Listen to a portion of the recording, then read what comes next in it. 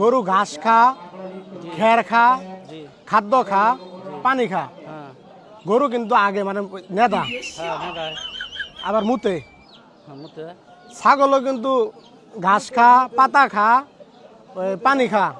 ছাগলও কিন্তু আগে মুতে। আনে যে মুরুগ পালছুন ওটা কিন্তু ভাত খা, খাদ্য খা, পানি খা। কিন্তু আমার একটা প্রশ্ন আপনার কাছে, আচ্ছা বলেন। এই মুরুগ মুতে না কে? হ্যাঁ বুঝি নাই। আনো কিন্তু আগামুতা সব একবারে মুরগির আগামুতা সব একবারে এখন দানে পালছুন এত বড় এত নি বড় বানাইছুন আনে একটু বুঝাই কিন্তু এটা মুরুগ মুতে না কে? তোর এই ডিভাইস করতে কে? মুরগ তো এটা তো মনে হয় নতুন মনে হয় আগে পায়খানার সাথে মনে হয় আগামতা পানি সবই একবারই আছে।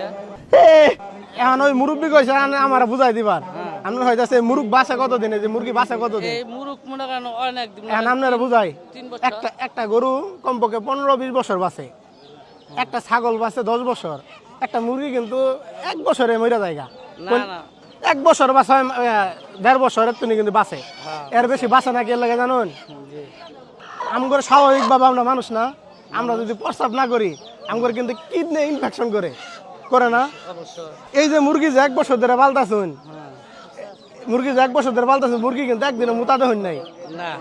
এই যে মুরগি যে মুতে না মুতে কিডনি মধ্যে ইনফেকশন কইরা এই যে মুরগিগুলা বেশি দিন বাঁচে না। আমি বিশ্বাস করি না।